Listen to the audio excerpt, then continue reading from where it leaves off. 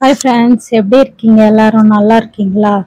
வாங்க சண்டேல என்னென்ன ஒர்க் பண்ணேன்னு பார்க்கலாம். கார்டன்ல ரொம்ப பூச்சிங்க. அந்த அஸ்வினி பூச்சி தொல்லை தாங்க முடியல. இந்த சாமந்தி செடியிலையும் செம்பருத்தி செடியில நிறைய இருந்தது. அந்த செடிங்களை மட்டும் தண்ணி எடுத்துட்டு இருந்து ஃபர்ஸ்ட் என்ன பண்ணனா, அதுக்கு பண்ணாதான், இல்லைன்னா செடியே பழாய்க்கிறோம். அது அந்த அஸ்வினி பூச்சி ஒரே வெள்ளை வெள்ளையா இருந்துச்சுங்க. என்னதான் பண்றதுன்னே தெரியல. அப்புறம் நல்லா ஜில்லுன்னு தண்ணி எடுத்துக்கிட்டு ஃபர்ஸ்ட் நல்லா ஸ்ப்ரே பண்ணேன். அந்த பூச்சி ஃபர்ஸ்ட் ஸ்ப்ரே பண்ணேன்னா, அப்புறம் அது எப்படின்னா, அந்த டிப்ல அந்த முனையில தான் இருந்துச்சு. அந்த துளிர் வர முனையில தான் இருந்துச்சு. அந்த செடிங்க எல்லாத்தையும் இருக்கிறதெல்லாம் கிள்ளிட்டேன். ஏன்னா செடி பலா போயிடும். இல்லைன்னா இருக்கிறதையும் பழாய்க்கிறது நிறைய இருந்தது. எல்லாத்தையும் கிளியர் பண்ணிட்டேன். அந்த எங்கெங்க இருக்கோ அதை பாருங்க, அந்த இதுல கரெக்டா அந்த துளிர் வர இடத்துலதான் இருந்துச்சு, முனையில தான் இருந்துச்சு. எல்லாத்தையும் கட் பண்ணி விட்ட மாதிரி எல்லாத்தையும் பிடுங்கி போட்டு திருப்பி ஒருக்க நல்லா ஸ்ப்ரே பண்ணி தண்ணி ஃபர்ஸ்ட் வெறும் தண்ணி தான் அடிச்சேன். வெறும் தண்ணி அடிச்சுட்டு அதுக்கப்புறம் நம்ம வேப்பெண்ணெல்லாம் கொடுக்கலாம் அப்படின்னு சொல்லிட்டு. ஏன்னா ஃபர்ஸ்ட் நல்லா கிட்டத்தட்ட எவ்வளோ நேரம், ஒரு ½ இருக்கும். ½ நல்லா தண்ணி ஃபுல்லா வச்சு ஒவ்வொரு செடியும் ஒவ்வொரு இலையுமா எடுத்து பாருங்க. அப்படி அவ்வளவும் பிடுங்கி போட்டுட்டேன். மனசே கஷ்டமா இருந்தது. இருந்தாலும் என்ன பண்றது, நம்ம செடி பழா போயிடும் இல்லைங்களா? இது பார்க்கலன்னு வச்சுங்க, செடி ஃபுல்லா நாஸ்தி பண்ணிடும். அந்த பூச்சி, அந்த வெள்ளை வெள்ளை பூச்சி அடடையா ஆயிரும். அப்படி அந்த செடி என்ன ஆகும்னா, வளர்ச்சி இல்லாம செத்து போயிடும். அவ்வளவுதான். வளர்ச்சி இல்லாம அது அப்படியே சோகமாயி டயர்டாயி அதுகிட்ட எடுத்து போராட முடியாது. அந்த செடி செத்துடும். அவ்வளவுதான். நம்ம திருப்பி ஒரு புது செடி வாங்கி. இந்த பூச்சிங்க தொல்லை தான் தாங்க முடியல. என்னதான் பண்றதுன்னே தெரியல. நம்ம ஆர்கானிக்கா வைக்கிறனால பூச்சி செம்ம பூச்சி வருது. இது விட்டாது அஸ்வினி விட்டா மாவு பூச்சி அஸ்வினி புதுசா பூச்சிங்கெல்லாம் வரும். ஆனா நம்ம வந்து பூச்சிங்களை கொல்ல மாட்டோம், வராததான் தடுப்போம். அதனால ஆர்கானிக்கானா அப்படிதான் பண்ண முடியும். பாருங்க, எல்லாத்தையும் கிள்ளி போட்டுட்டு திருப்பி அதுக்கு எண்ணெய், வேப்பெண்ணெய், புங்கெண்ணெய், இழுப்பெண்ணெய் எல்லாம் போட்டு ஸ்ப்ரே பண்ண. அதுவும் நல்லா ஒரு 2 வாட்டி காய அந்த காத்துல காய 2 வாட்டி ஸ்ப்ரே பண்ணேன். நேற்று மட்டும் அதுக்கு 2 வாட்டி ஸ்ப்ரே பண்ணேன். அப்பதான் அது அந்த செடியை காப்பாற்ற முடியும். இல்லைன்னா அவ்வளவுதான், பலாப்பயிரை திருப்பியும் ஒருக்கா வைக்கணும். அந்த இலையெல்லாம் ஃபுல்லா கட் பண்ணிட்டு எவ்வளவு இருந்தது தெரியுமா? எல்லாத்தையும் எடுத்துட்டேன்.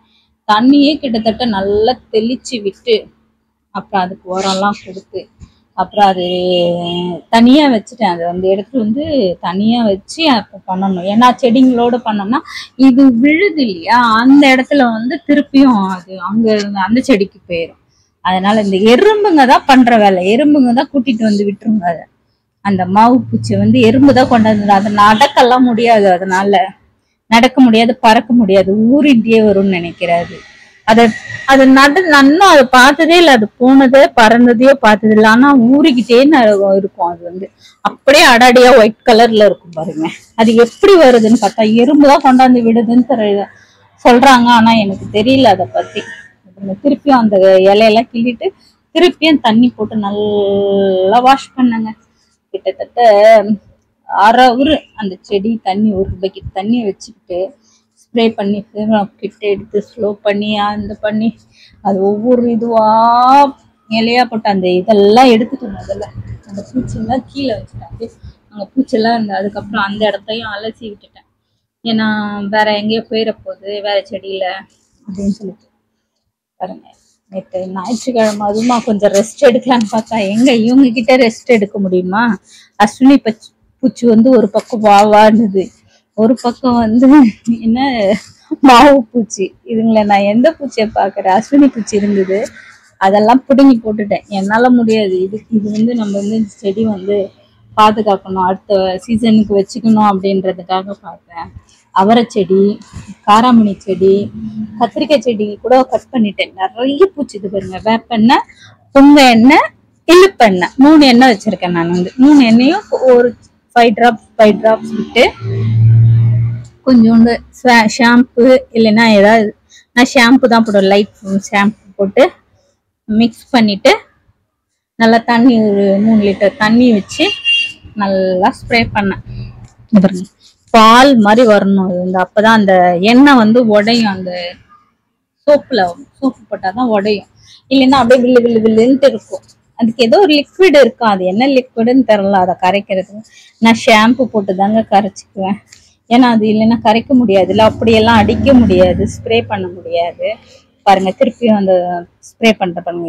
வேப்பெண்ணெய், இழுப்பெண்ணெய், புங்க எண்ணெய், இது ஒரு நல்லது. இதுதான் நான் போடுவேனே. ஸ்ப்ரே பண்றது இதுதான், வேற எந்த மருந்து. ஆனா ரொம்ப கஷ்டங்க. ஆர்கானிக்கா பண்றது ரொம்ப ரொம்ப ரொம்ப கஷ்டம். அது வந்து செடியில பூச்சி இல்லாத மாதிரிதான் இருக்கும். ஆனா பட்டக்குன்னு வந்துடும். அது என்ன பண்றதுன்னே தெரியல. ஒண்ணு இந்த மாதிரி பண்ணணும், டெய்லி அதுக்கு கேர் கொடுக்கணும். இல்லையா அந்த செடியை பிடுங்கி போட்டு வேற புது செடி வைக்கணும். அதுதான் இதுக்கு ஒரே இதுதான்.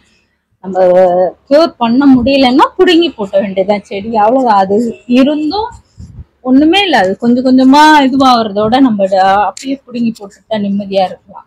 அது அந்த செடி அந்த பூச்சி சாப்பிட்டு சாப்பிட்டு அப்படியே சோர்ந்து போறத பாக்குறதோட ஒரேடியா பிடுங்கி போட்டு புது செடி வளர்த்துடலாம் நம்ம. பாருங்க